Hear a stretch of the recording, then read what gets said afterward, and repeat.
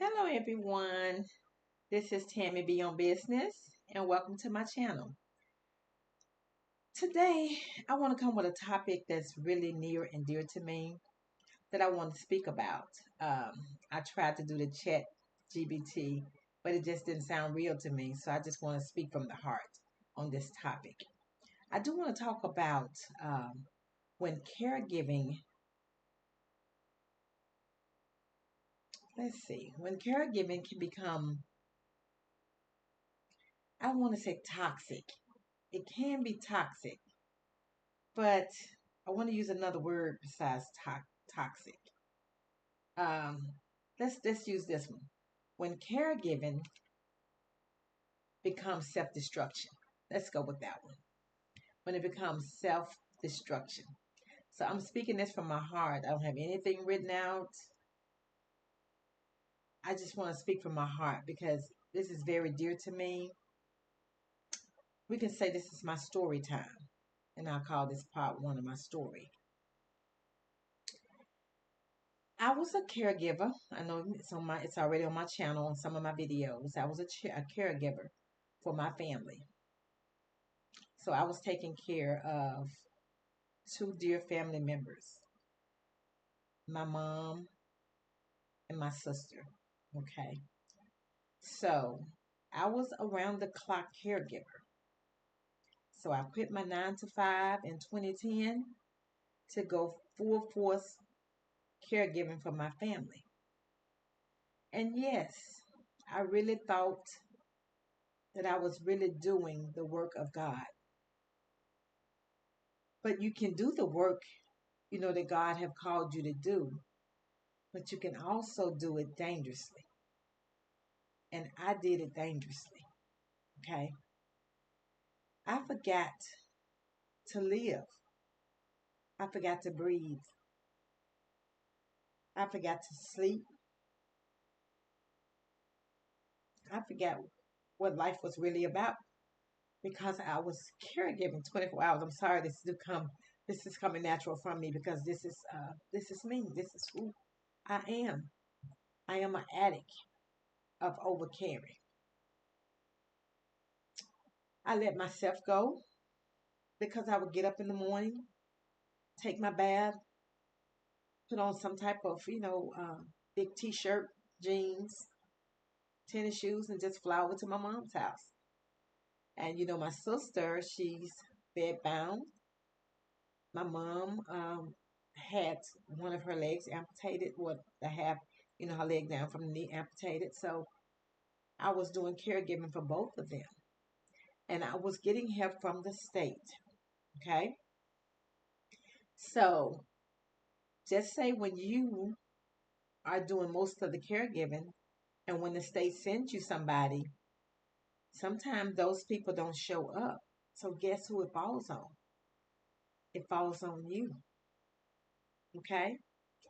All right. So it falls on me. So I'm just gonna kind of run you through a day to day, day to day work. What I would do every morning when I come in. So I get there around 9 o'clock,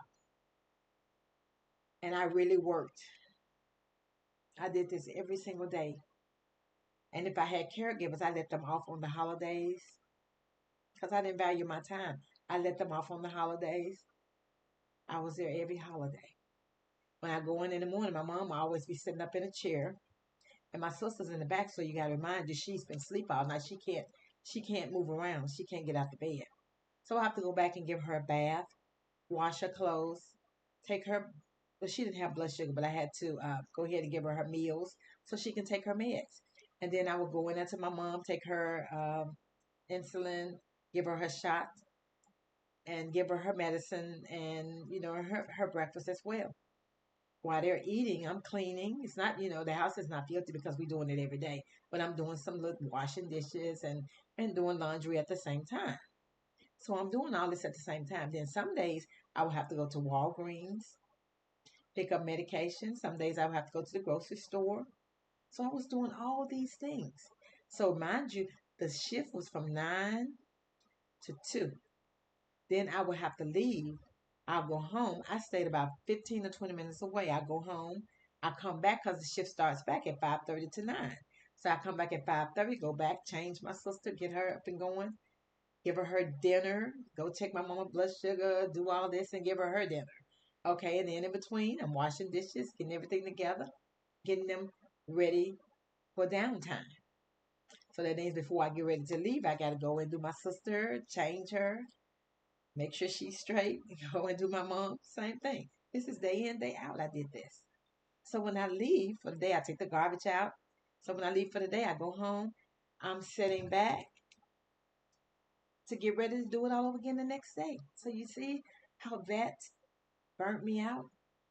I did this all day. And then, mind you, when my mom had an appointment, her appointment was sometime like 11 o'clock. So I have to go back, do my sister, make sure my mom help her get dressed. I get my sister together. Then I will call my brother. He'll come over and sit with my sister while I take my mom to the doctor. And then I had to take her wheelchair out, take the wheelchair, put it in the trunk, set it down, help her get in the car. To our appointment we go. So I did this day in, day out since 2010.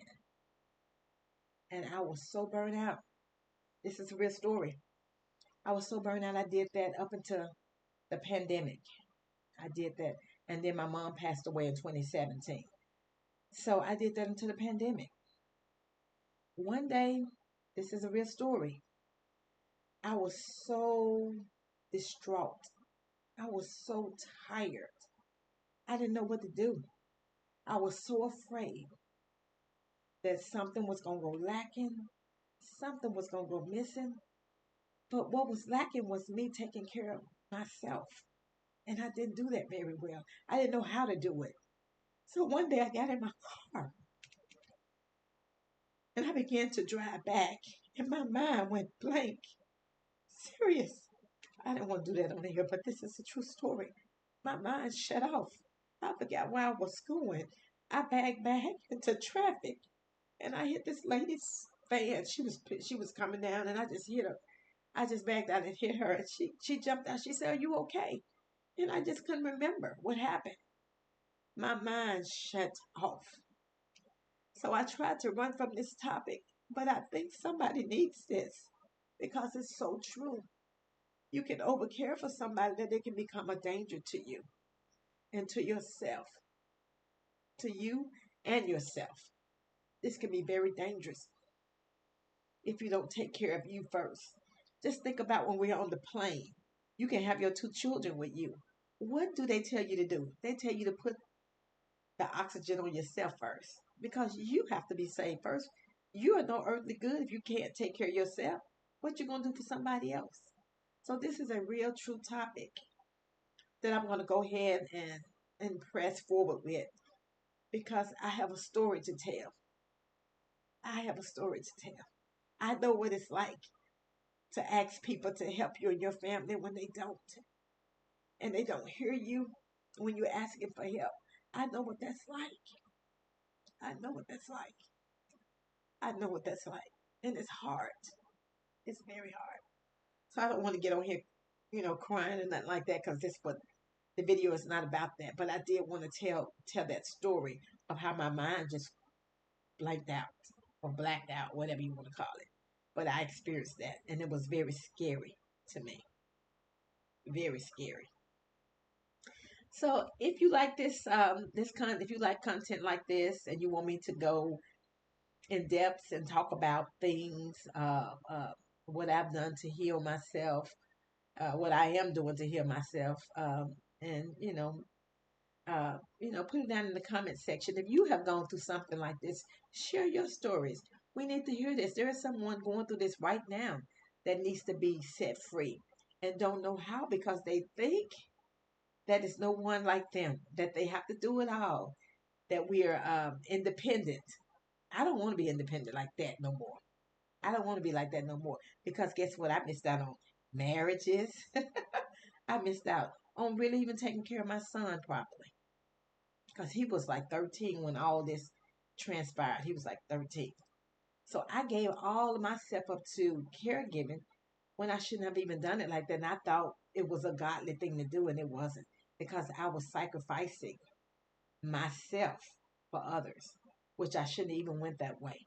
But I can get into little topics and tell you how I got there. How yeah, I have to get there anyway. But if you like, if you want to hear more about this type of content, if this rock with you, hey, comment down below and let me know. So I'm gonna go ahead and get off. I don't want to get too far into it, but I did want to share that part because I really do feel like someone out here needs to hear this. And somebody's going through this now, somebody's crying, needing help, and don't have help. So I really do want to get to those people that need that. And if you know somebody that's going through this, share it with them. Share this with them. Okay? Thank you all, and I hope you have a wonderful day, evening, or night, wherever this message may find you. Peace.